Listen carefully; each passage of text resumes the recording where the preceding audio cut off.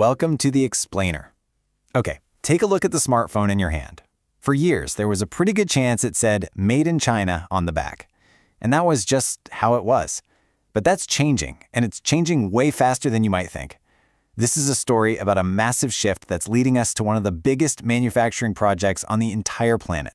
So let's ask that question. Where is your iPhone made? For like a decade, the answer was always China, right? It wasn't just one of the places tech was made, it was the place. It felt like this unshakable giant in the global supply chain. But well, the ground beneath that giant is definitely starting to shift. A huge, and I mean huge, strategic shift is happening right now in the tech world. It's playing out at an incredible speed. You could say the map of where our gadgets are born is being completely redrawn right in front of us. So what's driving this? Well, you've got everything from trade tensions between the US and China to the simple fact that companies need a more resilient supply chain. And Apple, one of the biggest companies in the world, is making a monumental pivot. They're actively looking beyond China, and one country in particular is stepping up in a big way. Yep, India has become absolutely central to Apple's new game plan.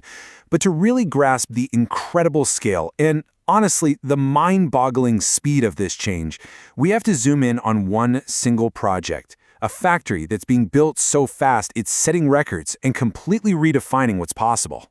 So let's head to Devanahalli, which is near Bengaluru, India's big tech hub.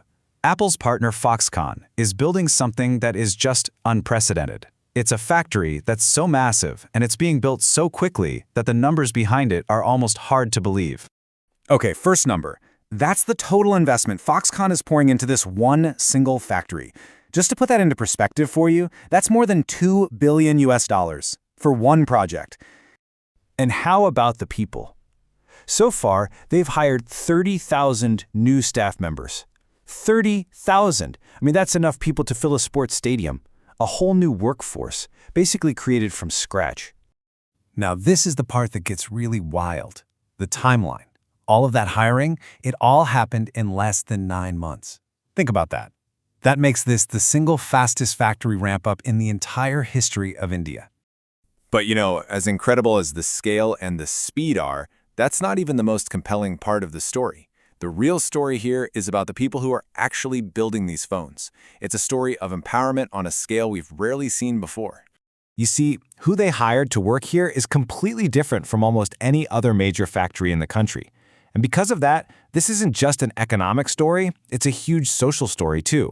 Get this, a staggering 80% of the employees are women. 80%! This one factory is on track to become one of the largest single employers of women in all of India. That's a game changer. So let's paint a picture of the typical worker here. She's young, probably between 19 and 24 years old. For most of these women, this is their very first formal job. Many have moved from nearby states just for this opportunity. And once they're hired, they get 6 weeks of intensive on-the-job training before they ever touch an iPhone production line. And Foxconn isn't just building a place to work. They're basically building a small town around it. They provide free housing for the workers in these huge dormitories, plus they offer subsidized food. The average salary is around 18,000 rupees a month, which is actually one of the highest blue-collar salaries for women anywhere in that region. Now, something like this doesn't just happen by accident. As one Indian government official put it, this whole project is a shining example of what can happen when government and industry work together, achieving something that was, in their words, unimaginable just a few years ago. This points to a very deliberate, very successful strategy. So, let's zoom back out. What does this one massive factory really mean for the future of manufacturing? Not just in India, but maybe everywhere. Well, once this new Bengaluru factory is running at full steam, it's expected to employ over 50,000 people.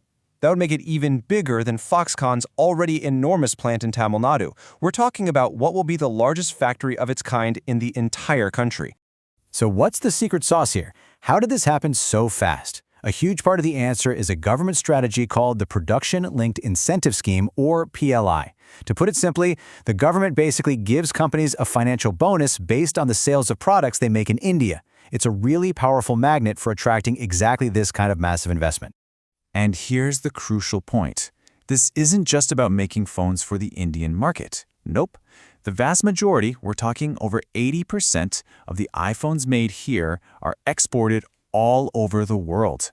This is really about India becoming a true global hub for building and shipping one of the world's most iconic products. So what we're seeing here is a project that sets an incredible new standard for scale, for speed, and for how you can build a workforce. It leaves us with a pretty big question to think about.